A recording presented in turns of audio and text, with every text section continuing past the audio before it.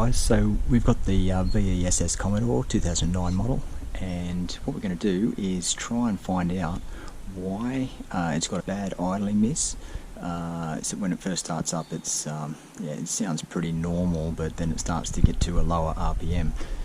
There's a number of reasons why this can happen, usually electrical, but we'll check the scan tool and see what it says after we start it. But here we go, we'll start it up and then we'll come to the conclusion about what we might look at.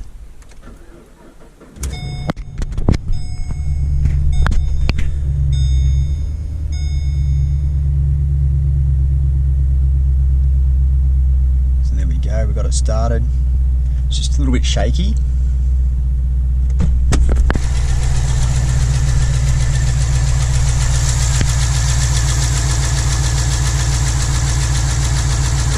It's also had quite a lot of excess fuel, seems to be running really rich. If it's O2 sensors, sometimes these things just seem to go on, guys. It'll just be absolutely fine, running fine, and then all of a sudden it just runs really rich and a lot of smoke. So we're going to check a few things. Okay, so we've got live readings here. Now that it's warmed up, RPM has dropped right down to 650, 700.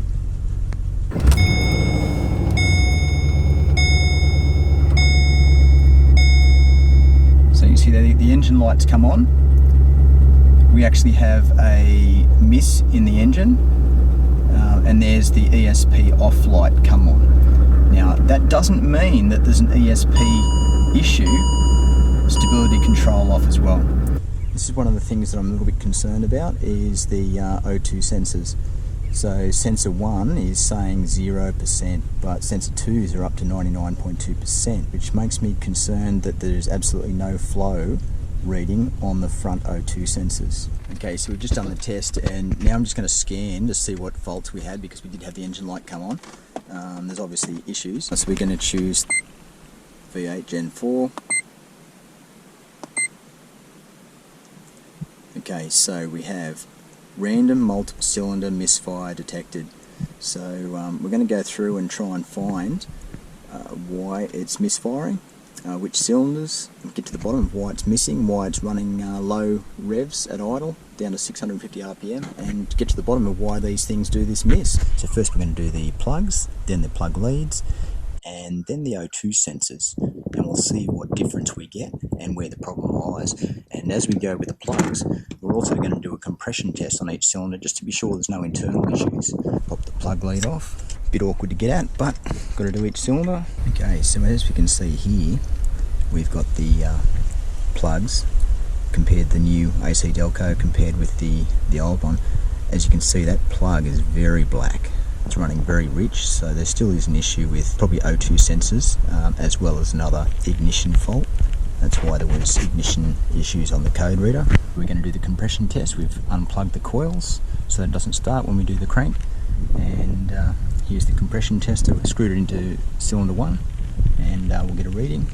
We'll write each reading down for each cylinder as we go. And there's our reading. That down, and we'll do the same, put plugs in and do the compression test on each other cylinder after that. We've done the compression test, and guess what? Number 7 cylinder is running 0 PSI. So we have more than just O2 sensors here. We have no compression on cylinder 7. It could be valves, could be push rod.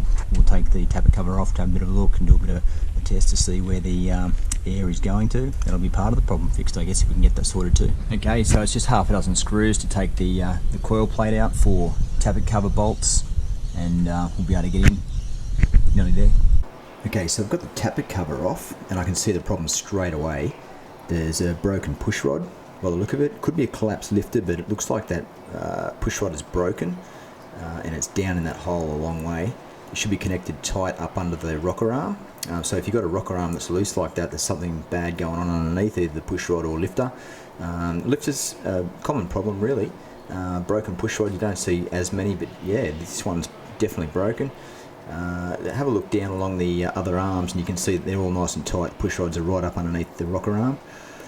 Yeah, so we'll get a new push rod in there, and find out whether that's the only problem with that cylinder. Hopefully it's got compression once we fix that up. But that valve there, that's stuck closed, absolutely closed. It's not letting any fuel and air into that cylinder, so it's not helping that at all. Okay, so we've still got a miss, but cylinder 7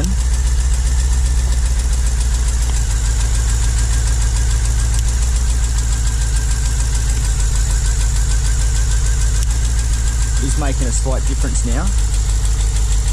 It's making no difference at all now because it's not using that valve at all, but cylinder 7 is now operating. Now, so cylinder 7 is working well. A new rod in number 2 again now, just to fix it up, and it should have it working. So we've got the new push rod here, and we're going to put that in, a little bit different to the old one. Hopefully that's going to give our cylinders compression again, and everything should be running good again, unless there's other problems as well. Okay, so moment of truth. We've put the new push rod in, and done the spark plugs, leads, and we're about to turn the key, and hopefully with the new push rod and compression on all cylinders,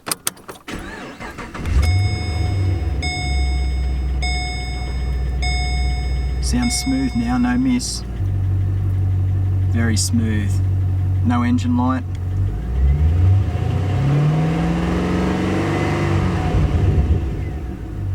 And yeah, job's fixed. Push rod, broken push rod, guys. So there's all sorts of things that can do it, but today this one was a push rod.